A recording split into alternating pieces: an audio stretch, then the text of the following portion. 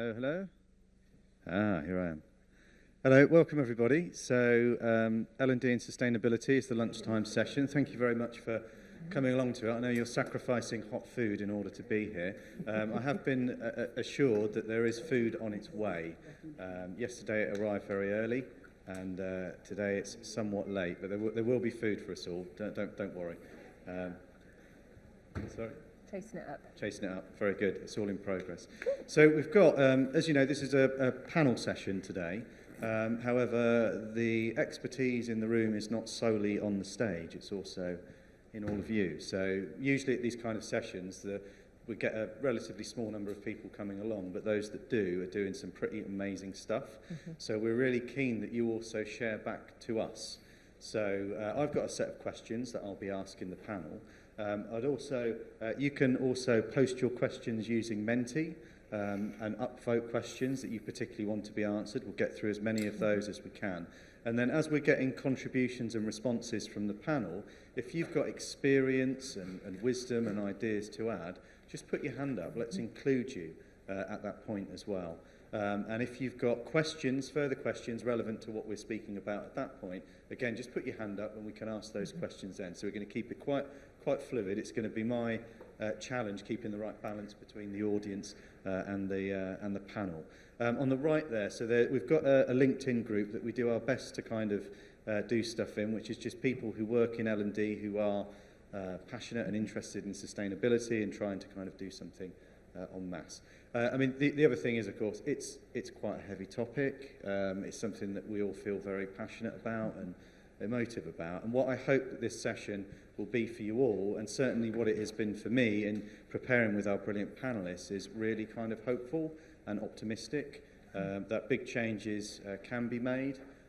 You know, I firmly believe that business can and should be a force for good. You know, pretty much every strategy in every organisation, pretty much everywhere, is going to have a strand of sustainability in there. They're going to have targets that they're trying to work towards. And I think there's such a huge opportunity for L&D, who are, after all, behaviour change experts, whether they've thought about it or not, to really help their organisations transform. We've got some fantastic examples from the panel here on just how they've managed to do that. So we've got, first of all, on my left, so the nearest to me is Brian Hopkins. I'll get them all to introduce themselves to you one at a time in a moment. In the middle there we've got Natalie Ainsworth, and on the end we've got Jodie Pritchard as well. So brilliant. I think we're ready to get going. So, well, first of all, super easy question. We'll start with an easy one.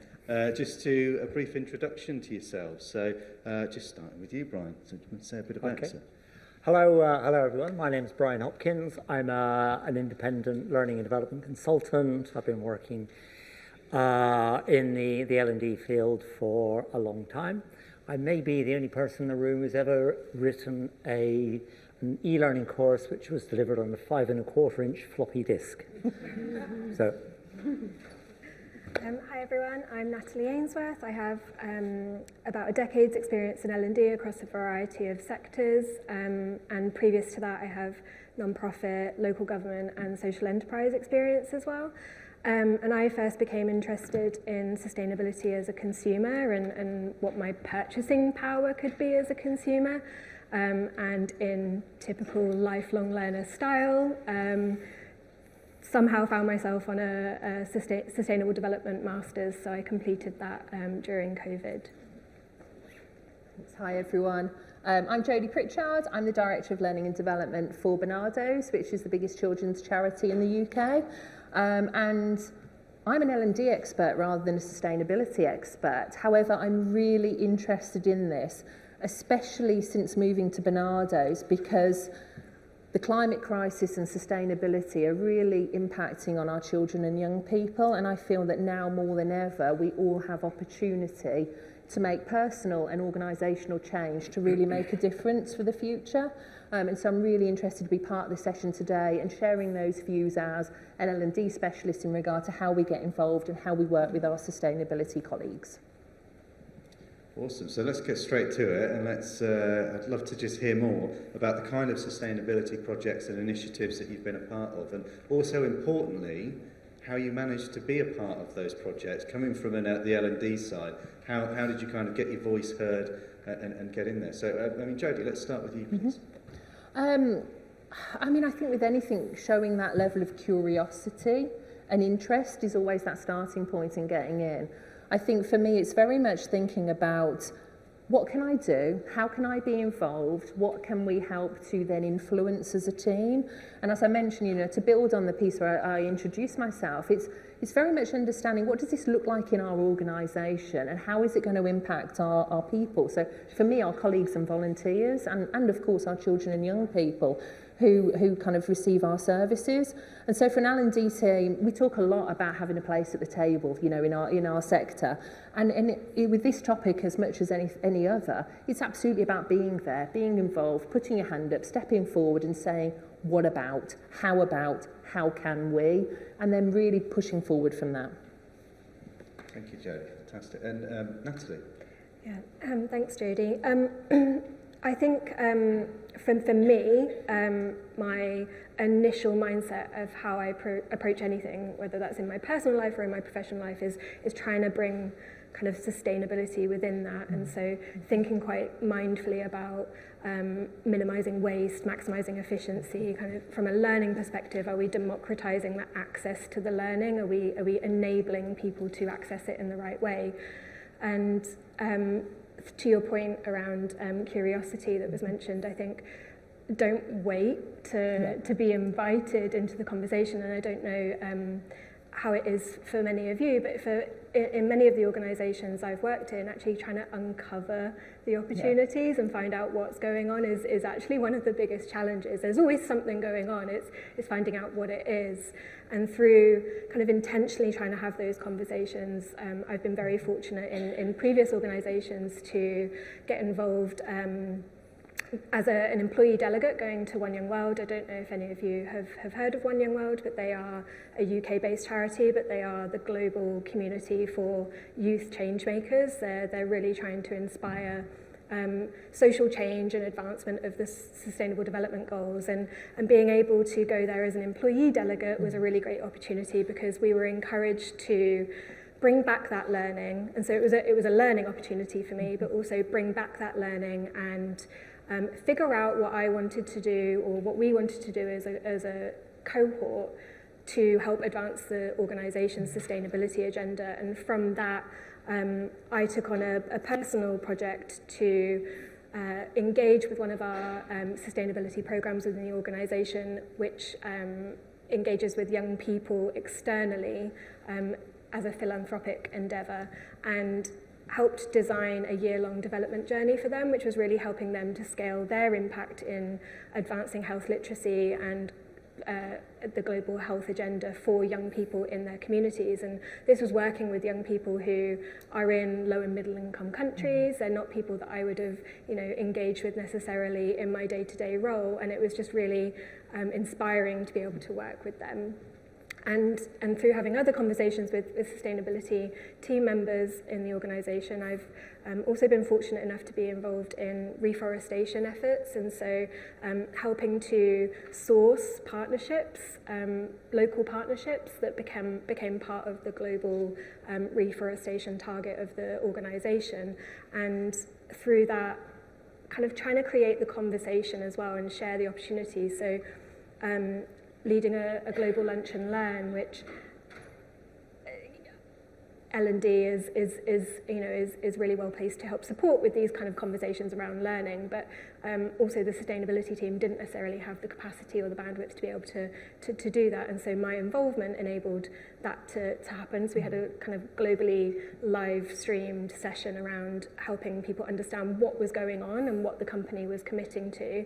And then on a local level, actually leading a volunteer day for my broader HR colleagues to go and actually take part and be there on site and see what's happening in the local community as well. So that kind of globally led program and bringing it to the local level and trying to inspire the conversation and help get people involved in it. And I think that's, we underestimate the power of just trying to help create and start the conversation. Just connecting the right sort of people. I mean, I love kind of what you described there. It's like L&D and helping people learn, develop new skills and learn new behaviours. It's like you're applying a lever in the right place, and it's like wow, all of us in the room, we've got really powerful levers that we can apply because of the skills that we've learnt over our careers. And you imagine the young people that you've worked with, that level of development they're going through over a year, the kinds of things that they're going to go forth and do, having committed their time to it. I love the way that it's like a seed that's planted and it just kind of spreads and grows. Thank you. Brian, what kind of things have you been involved in? Well, my career trajectory took me from, I started off in teaching overseas. I then moved into instructional design, mainly working with financial services companies, but then moved on to public utilities and government departments, and then eventually to finding consultancy work with international organizations, United Nations agencies and NGOs. And through that kind of network, I started to pick up consultancy work with various UN agencies concerned with environmental projects. So I've worked on things to do with climate change adaptation, climate financing, afforestation projects, that sort of thing. And anyway, that inspired me that as I was kind of starting to wind down my work, but still wanting to keep myself mentally active, I decided to enroll for a PhD, looking at some particular, quite narrowly focused aspect of learning and development. But as I was reading, doing my the first 2 years, I was doing lots and lots of reading. I started to read a lot about the role of HRD in an emerging sort of green economy. And that led me to kind of looking at a lot of stuff to do with critical management theory. And I started to realize that actually a lot of what we do in learning and development, in HRD, is working within an existing system. We have a system of capitalism which has become sort of highly exploitative, highly globalized, and it ain't going to stop unless we change the system. And so what I started to think about was, what can my own profession, what can I do working in L&D, do to actually influence the way in which the system worked? It led me to realize that our existing model of operating a customer service model, where a learning development training officer, a training manager, a production manager says, I need a new training course, can you design it for me? And I jump up and down and say, how many bags do you want filled? Ain't going to work anymore. And so that led me to abandon my PhD, and I ended up writing a book looking at learning and development and sustainability. And I looked for some brains in the industry to help me with some inspiration for it, and found Rob here. Bad luck with that, Brian. Amongst other brains. So that's my own personal journey, and that's why I'm here today, because I feel like we in L&D really have to have a serious think about how we operate, how we function with the clients we work with and the organizations we work within. For me, that's quite often the big elephant in the room in the keynotes that you're in. I mean, this morning I thought was brilliant. I thought Simon was really great and absolutely 100% lived up to his trainers. You walk on stage wearing trainers like that, man, you've got to be good. And I thought he did deliver. But I think that the thing with keynotes now about technology and particularly AI, which is the thing of the moment, the big elephant in the room for me is the economic model, that's kind of driven us to the natural, logical point to where we are. This is something you only have to think about for maybe 30 seconds to realise endless consumption of stuff that we don't need is not a great way to go. But yeah, equally, as you say, Brian, there's also these kind of systems that are set up within the organisations. These organisations have thrived within these systems, so it's kind of the inertia of trying to get change there. And I think some give lip service to it, and some are kind of doing it more importantly. But I think that in our role in L&D, those that work within these large organisations can make sure that it is a lot more than lip service. I mean, I'd be really interested, people in the audience, anybody else been involved in kind of sustainability initiatives or projects that you'd like to share? I'd love to kind of get some contributions from you. Yeah, thank you. Yeah, so at the moment, so I work for JDE Peet's, so Dow Egbert's the coffee company, and right now our sales team, in collaboration with our sustainability team, is trying to create a sustainability academy for our sales representatives to sort of narrate what we're doing with our sustainability efforts as a company to our clients, so to our distributors of our coffee products. Just to explain like what sets us apart from our competitors. And that's been kind of challenging because a lot of the initiative, we're doing a lot. So it's difficult to figure out what's key to present, and also that skills of explaining sustainability in the right way and making it impactful for the distributors has been kind of the learning challenge that we're trying to address in the academy. We had a brilliant speaker at one of these sustainability sessions last year or the year before from the company Heinz, who make, the baked beans and the sauces and all that kind of thing. And sustainability and climate change is not an abstract challenge for them. It literally affects their crops and affects their products. Yes, yeah. I mean, it absolutely hammers the bottom line. It's in their interest to be as sustainable as they can possibly be. And that meant that they were doing some really fantastic work in terms of not just them, but also their supply chain, all of their supply. There was something like a crazy number, like 3,000 or something like that, and making sure that they're supporting them to be sustainable, not beating them with sticks and making them be so, but actually supporting them to transition and change as well. Fantastic. Thank you for that contribution. So, I mean, here's an interesting question. I mean, what role do we think that L&D people can play in making their organisations more sustainable? So what do we think they can do? So, well, Natalie, let's come to you first. I think the key thing for me is first being extremely clear on what we mean by quote-unquote sustainability, and I think it can mean different things for different people, and it really comes back to what your actual understanding of it is. It is more, the climate conversation and the climate crisis and carbon is extremely important, and that is a massive element of it, but that isn't the totality of sustainable development. And for me, when I talk about sustainability, I talk about it in the context of the broad definition. So what are we doing to reduce poverty? What are we doing to support kind of economic livelihoods that are beneficial to health and well-being? And what are our health systems looking like? And do we have, resilient food supplies and things like that? And so, excuse me, when I think about the role that L&D can play in that, and I think it speaks to your point really nicely around the project that you're working on at the moment, is that sustainability is everybody's role. It isn't isolated to someone in a sustainability specific team.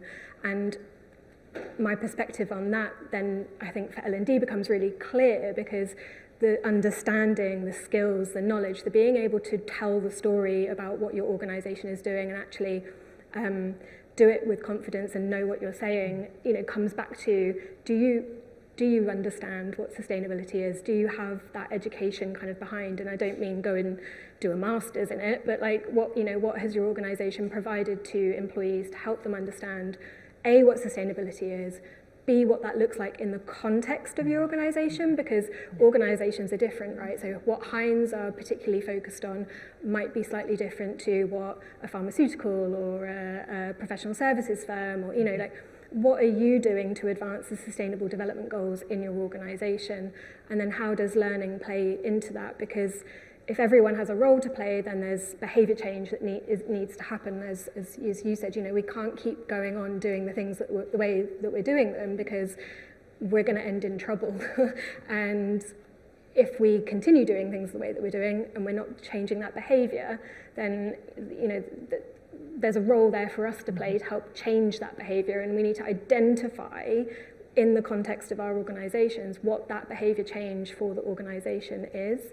And it is going to be contextual, it's going to be different for different roles, and that is a challenge, I think, but that's one of the big things. And then for me personally, I'm quite passionate about talking to people about sustainability and having the conversation, and I think we also underestimate the power of what a conversation can achieve. And we often hear about tipping points in the conversation around the climate crisis, And there's something that, there's experimental evidence around a more positive framing of tipping points, which is the tipping points of social norms and how we can impact them through the power of conversation. And it does just need to start with a conversation.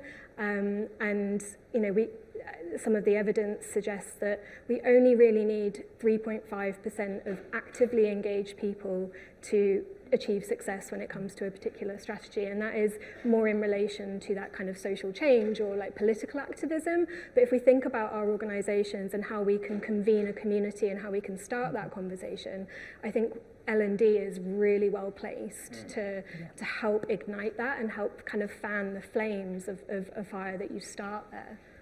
We are people after all. You know, that's why in fact somebody asked this the other day, but I think most of the people that end up in our profession do it. You certainly don't do it because you want to get rich. You do it because you want to help other people. Basically, you want people to progress in their roles, and I think that's the right kind of mindset and attitude. Brian, we'll come to you next. Yeah, I mean, when people ask me what do you do for a living, I say, well, I design and run training programs. Oh, that's interesting. What do you train people in? And then I found that was a difficult question to answer because I've designed and run training programs on many different subjects. And so I had to think about what it was that was special about the work that I did to help me to do this. And I realized that actually the skill that I have, and that I suspect most of us in this room have, is the ability to talk to people and find out what is important and to communicate that to other people. And so I see my particular superpower as being working out what is complex, tricky, difficult to understand in a subject and to be able to communicate that. And I think one of the things that we need to do nowadays is to actually not necessarily work in this unidirectional way that L&D typically does, which is listening to the experts in our organizations and trying to communicate that down to our workforce. We have to be able to listen to the people that we work with, our workforce, our employees, our colleagues, our partners, and find out what it is that troubles them. I mean, we're increasingly working with a highly educated younger workforce, people who are rightly concerned and somewhat pissed off with the mess that my generation has made of the world, you know? And they want to make this a better world. They want to work for organizations that are contributing to social sustainability, to contribute to social justice. They want to work for organizations that are actually going to make the world environmentally better, so that actually as they grow up, they'll have air to breathe, they'll have water to drink and food to eat. And I think that means that instead of just being a processor of corporate information to design training programs, we need to position ourselves as more of a moral compass within the organization, listening to what the workforce wants and hopes for from the organization so that we can feed that into what the organization needs to do in order for it to be economically sustainable. So I think that's the kind of position we need to adopt. We need to be kind of like an arbiter of information and of feelings and of values, and see what we can do to change our organizations and the clients we work with, organizations' values, so that they embrace social and environmental sustainability. Yeah, certainly for, I mean, it's human, as a human-centered designer, you know, you always listen to your audience, you try to give them what you need. Yeah. But what you're describing there, Brian, is potentially an internal L&D team refusing to undertake particular projects. I mean, how do people in the audience feel about that?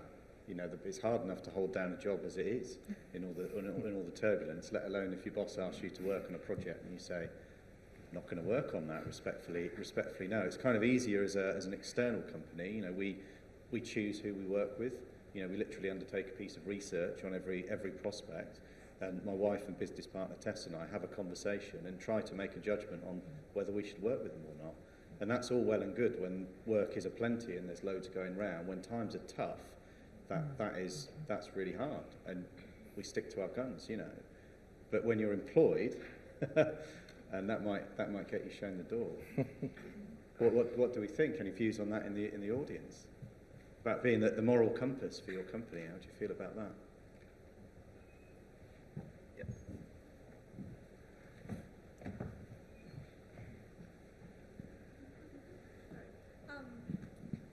Yes, it's an interesting one. I'd say for me, it comes back to the education piece, and it's like that whole why working L&D, it's so important to educate people, because I think you can say no if you have a story to back it up. So like you said, you go and you research this company. I think it's like a moral compass to, if a project comes along and it doesn't support our values, our goals, or personal missions, I think as long as you've got the evidence and the story to back it up, I would say you're working for the wrong employer if they were to turn around and say, no, we don't accept that. And that comes back to the whole like education side of things. Sorry, I just want to add, I think that's a generational thing too. So like the keynote that we had this morning, we're both in the 30 under 30. And like when we're talking about generations and what we expect from our employers, I think as a generation, we'd probably feel more empowered to say, no, we're not going to do that. And that doesn't meet our morals and our standards. And obviously, as more people from our generation move up the organisation, hopefully that will change, although it might be a bit too late. Thank you very much. So then that's kind of like pointing back to... Gentleman at the back, Rob. Oh, sorry. Okay. Martin. Yeah, so that's kind of pointing back to the values, and like, you know, no organisation is going to have a value of let's just like completely trample the planet and ruin things. They're going to have a sustainability strand. You're absolutely right. You can point back to that and say, well, does this project align with this strand of our strategy?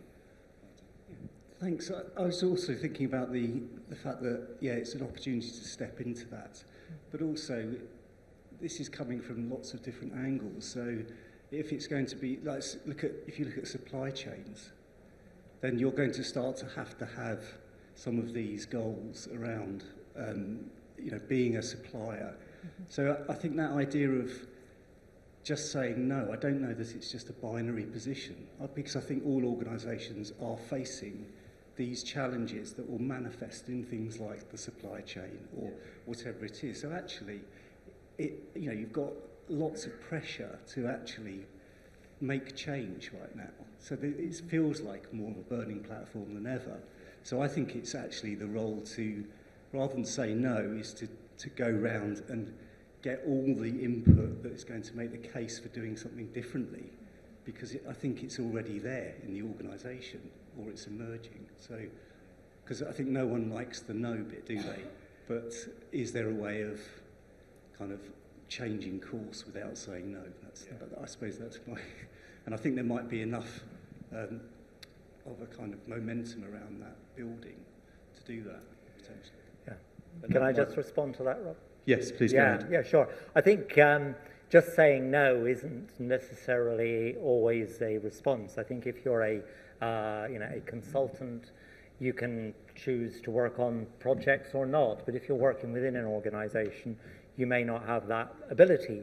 But I think what we can do is to ask difficult questions. You know.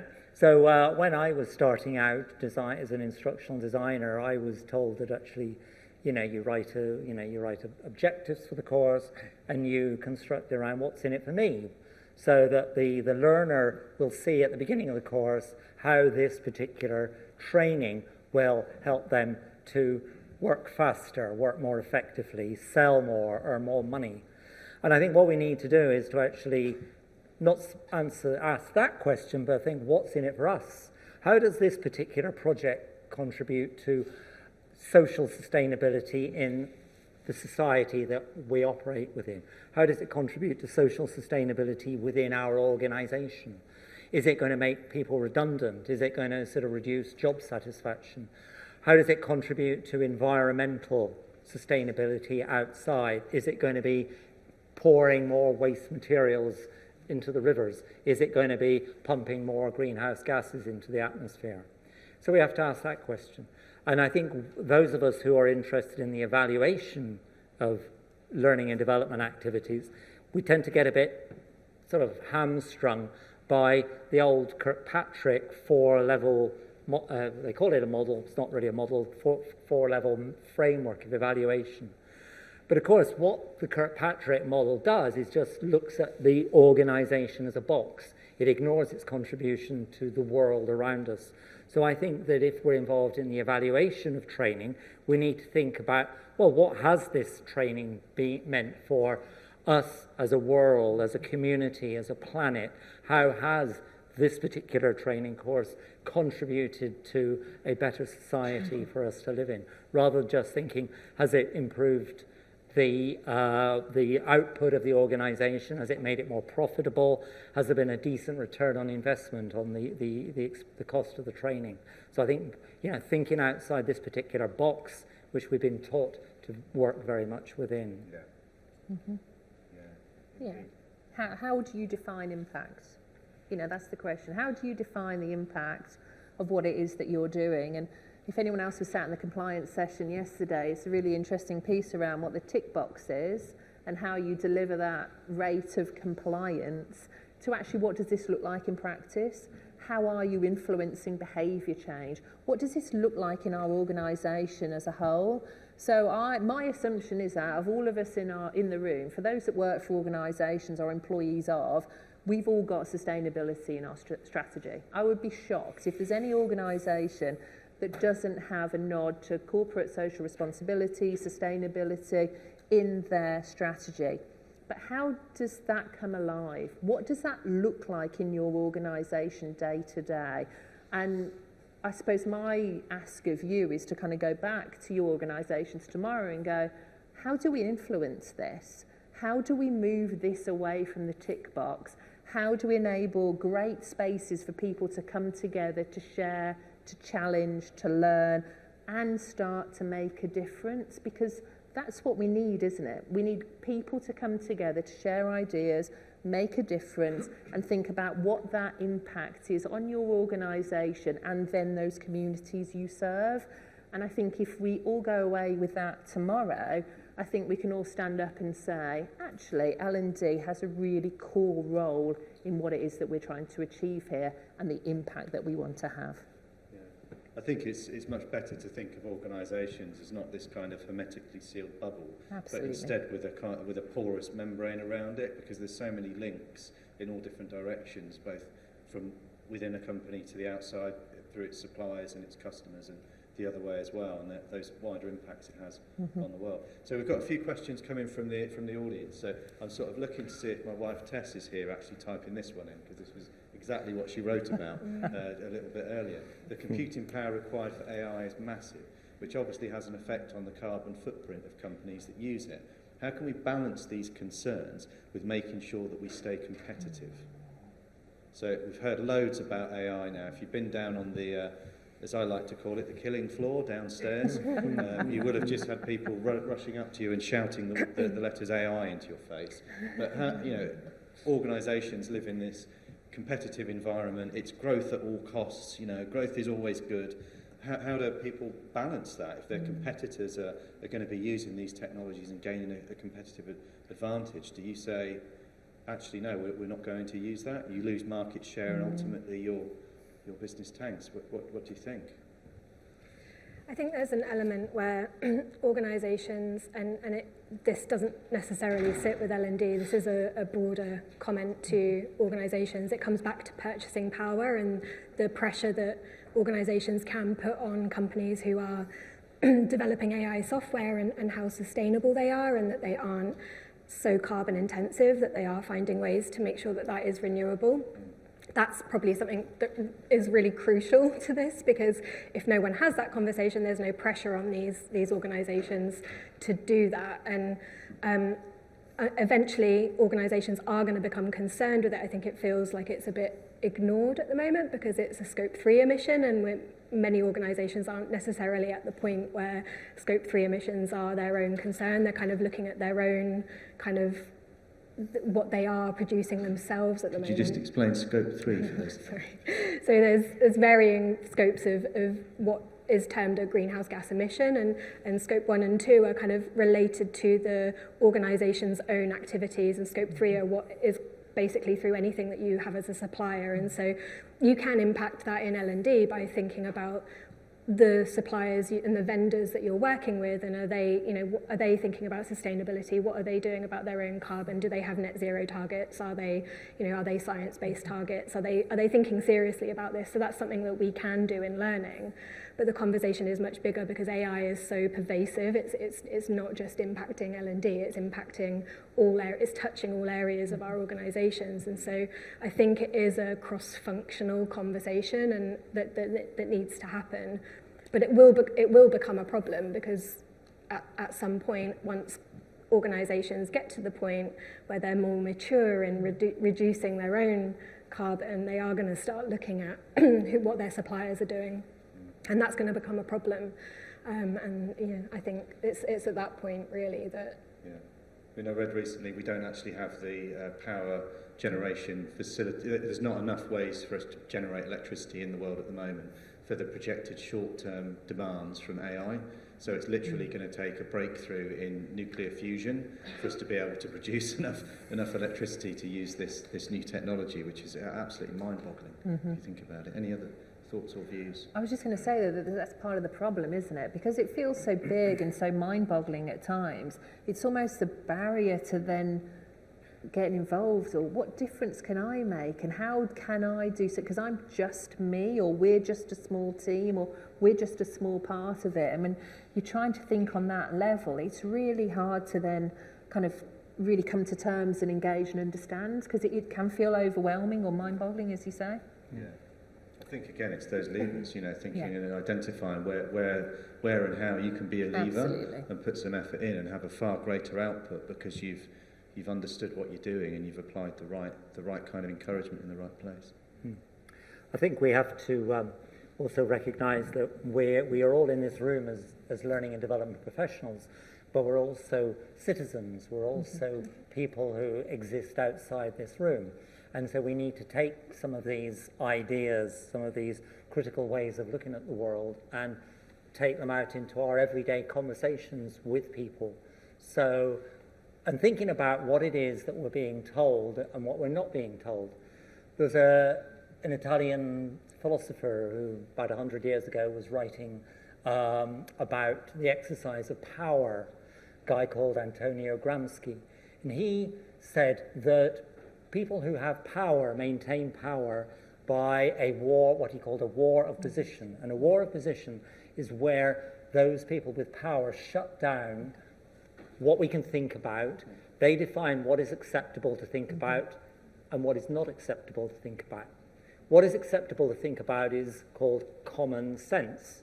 So there's a lot of common sense being talked in this conference about AI, about some of the ways in which we can make our learning and development activities more effective. But actually what is not being talked about, what seems to be excluded from this conversation, is these bigger questions, is what is the role of learning and development in trying to make this a better world? The emphasis in this conference, there are exceptions, there are some kind of interesting, sort of other, sort of small parts of subjects which are a bit more challenging, but the emphasis seems to be maintaining the status quo and looking about how learning and development can keep on doing what it's always been doing and not sort of shift anything. And I think that's something that we need to be sort of aware of and thinking about what it is that the AI people are not telling us. And that's a very good example. These massive, sort of energy demands that massive computing is going to put on the world. So just think about, sort of the things outside the box of acceptability. And communicate that with our friends and our family, and through the power of hundreds of thousands of small conversations, make that change. I mean, as Natalie said, it only takes a small number of people pushing at something to create a chain reaction which leads to change. And I think we need to be part of that. And I think it comes back to your point around moral compass as well, because there's another element to the AI conversation that is also a bit neglected, which is the ethics and the governance and how, and that's sustainability as well. And who is it, who is almost, a victim to it.